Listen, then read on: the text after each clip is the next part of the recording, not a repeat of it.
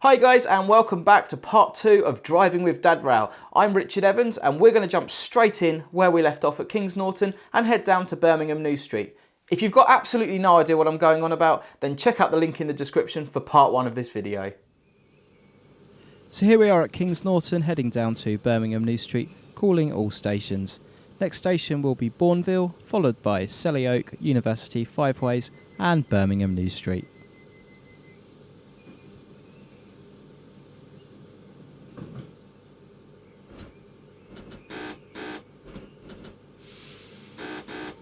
So we're repeating the 2 on the buzzer back to the conductor there. You can see the very nice stencil styled 45 mph speed indicator, followed by the banner repeater. I personally really like these stencil styled speed indicators. The good thing about them is if they get covered in graffiti, then you can still read them easily. Although your route knowledge should tell you what the speed is, it is always nice to have the signage as well.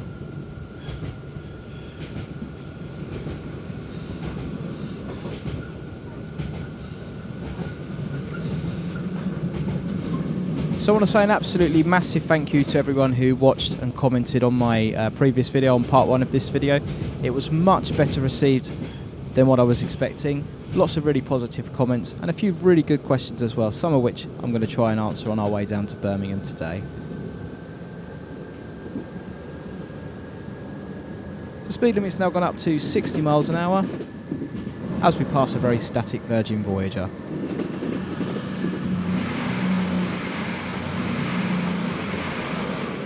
Now we have a sign coming up on the left here warning us that we are entering an area of known low adhesion. So we're getting the brakes in nice and early for Bournville. Low adhesion leaves on the line, as I said in the previous video, is something that is a real issue for trains and train drivers, something I'm going to be covering in one of my train driver vlog videos in the coming weeks. So we're getting the speed off nice and quickly coming into Bournville in case we get any wheel slip. Cancelling the AWS, we are a 6-car unit. 6, looking for the S-car mark, doors on the left.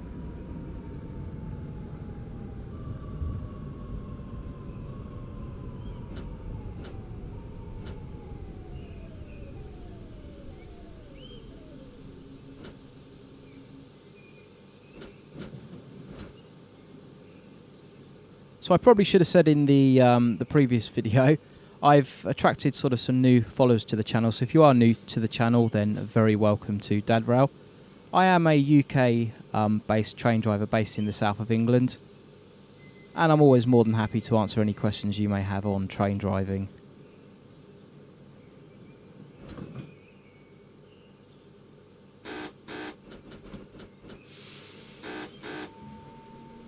So there are 2 yellows as we leave Bournville.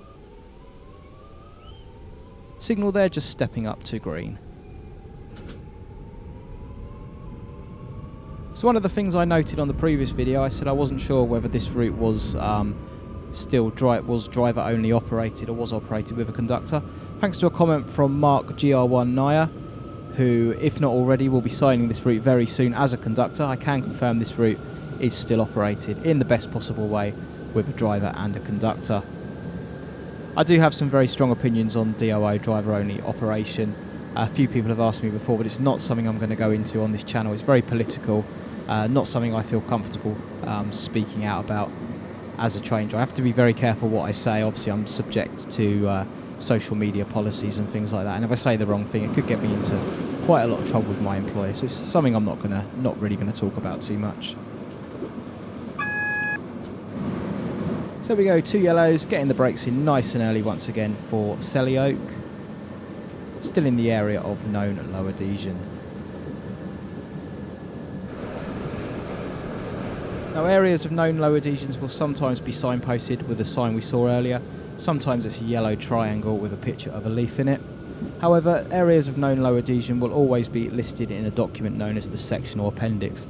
Sectional appendix is a document that details routes, line names, speed limits, and some line side features such as tunnels, issued to all train crew, basically so you know where you're going.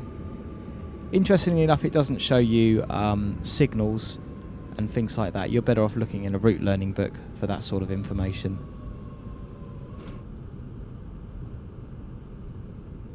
So 6-car unit heading for the 6-car mark, doors on the left.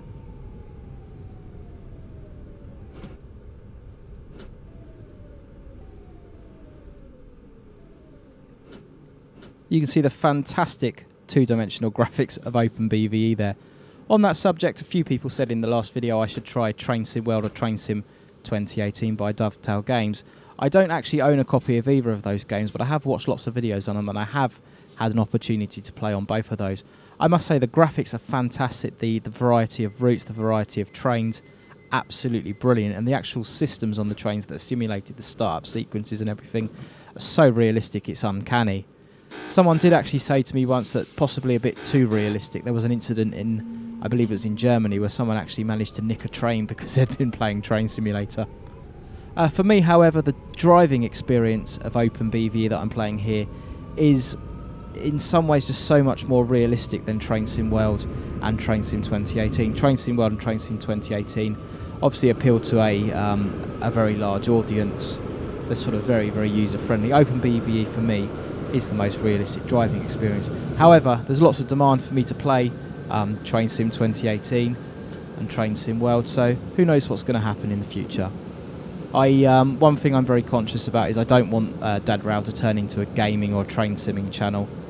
I want to sort of carry on with my train driver vlog series, my travel documentary series, the documentary train spotting videos I've done in Portugal and the like. 2 yellows there as we approach the 50, getting back to the simulator. And yeah, and I'm also going to be doing a train driver rules course video in the future. So I will be making more simulation videos, but it's certainly not going to be a simulation or gaming channel. So University Station, braking nice and early, still in the area of known low adhesion. We are a 6-car train heading for the 6-car mark, doors on the left.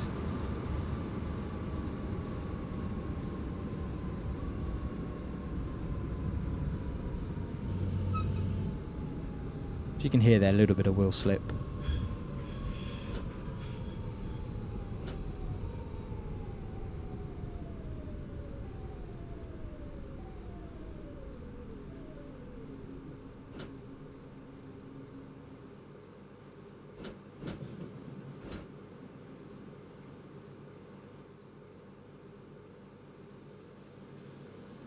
So you can see the older style CSR radio there.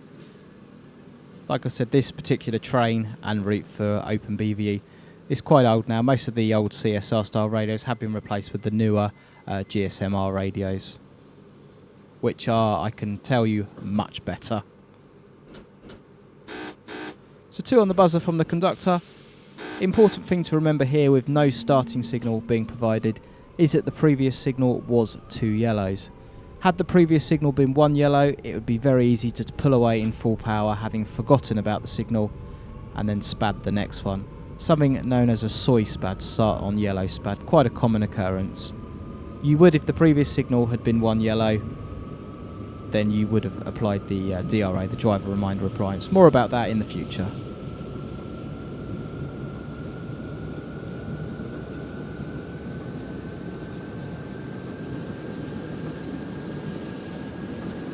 So 50 miles an hour, next signal 2 yellows.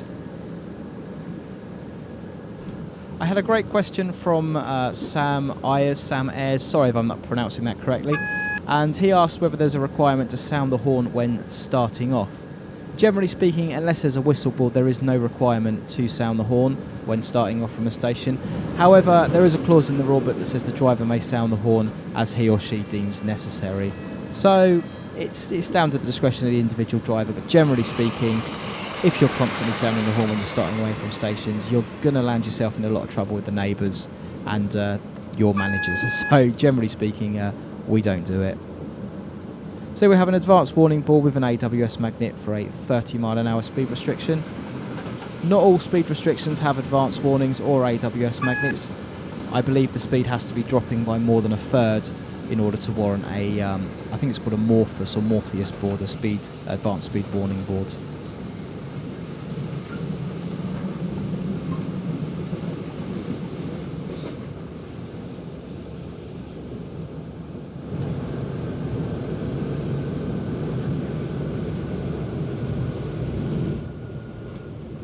So Geek Motto 13 asked me if simulators like this one or the Train Sim World Train Sim 2018 simulators help you to learn the route for real.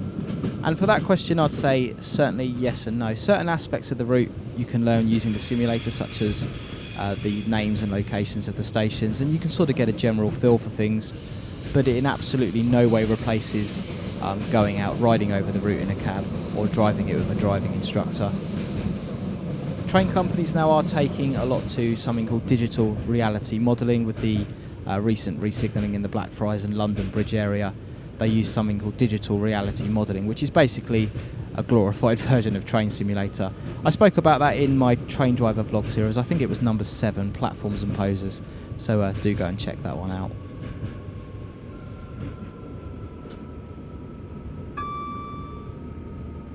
So we're just arriving at Five-Way Station, looking for the S-car mark at the end of the platform, doors on the left. We're on quite a steep downhill gradient here, so that does significantly affect the braking.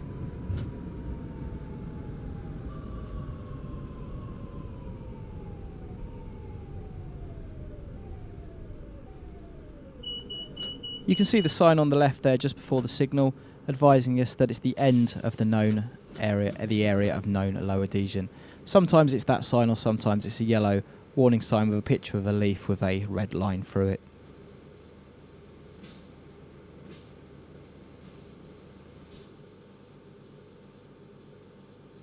Now you may have heard just before we stopped there the DSD, the driver safety device, sounding, and the Gaming Rascal asked me a question regarding that. Do you have to keep your foot on the pedal for the entire duration? Well, the answer to that is yes. All the time the train is in forward or reverse away from the neutral position, you have to keep your foot on the driver safety device. If you remove your foot from the driver safety device, then the alarm will sound similar to the one you've just heard, and you have a set amount of time, normally around 7 seconds, to replace your foot back on the pedal. If you don't put your foot back on the pedal within that time, then the emergency brakes will automatically apply. The driver safety device is also linked to something called the vigilance device. The vigilance device will activate if you do not touch the controls for more than 60 seconds. So if you go 60 seconds without touching the controls, the alarm will go off, you have to lift your foot off the pedal and push it down again. The driver safety device is also linked into the cab radio. So if the driver safety device activates and it's not reset, if the pedal's not lifted up and repressed within 60 seconds, it will send an alarm to the signal box, alerting the signalman that there's been a driver safety device activated in the cab. And then the signaller can use the train's PA system, can use the PA system through the radio to make a PA announcement in the train to hopefully raise help. So we're just approaching a 20-mile-an-hour speed restriction. You can see the two signals coming up, the one on the left being the main signal and the one on the right being a co-acting signal. See the theatre box there, platform number 8. Co-acting signals display exactly the same aspect as the main signal, and they're just there for visibility purposes.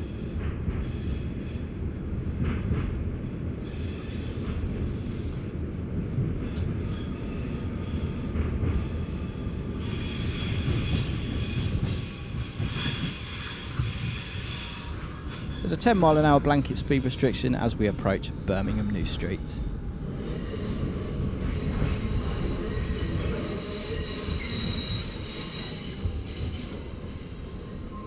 Now you can see the signal we're just about to pass down on the right hand side. That is known as a running ground position signal, or running dummy, depending on what part of the country you're from. Railway slang tends to vary depending on what part of the country you're from, but down here in the south they're known as dummies. Or down here in the south where I am physically, not where we are on the simulator. And basically when you're being signalled under main aspect signals like we were, any shunt signal on your route should automatically be in the off position.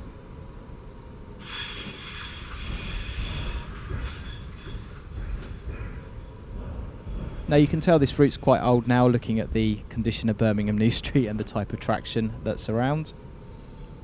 But there's some very good, very original announcements coming up.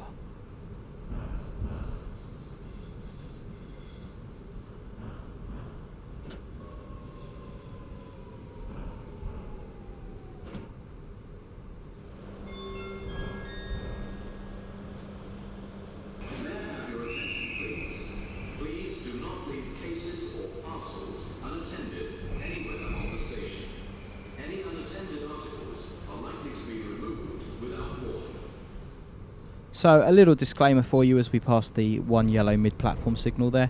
A little disclaimer for you, the intro and outro of this video are actually pre-recorded before the commentary, and they were recorded at the same time I done the first video. Now it does say in the outro I'm not planning on doing any more of these videos.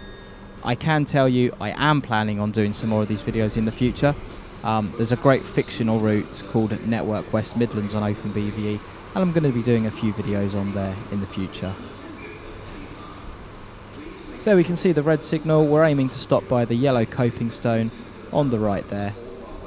Red signal, doors on the right, that's an offside door release. Very easy, as I said in my previous video, to open the doors on the wrong side. It's a standard procedure for stopping at a red signal: brake step 3, set the DRA and train into neutral.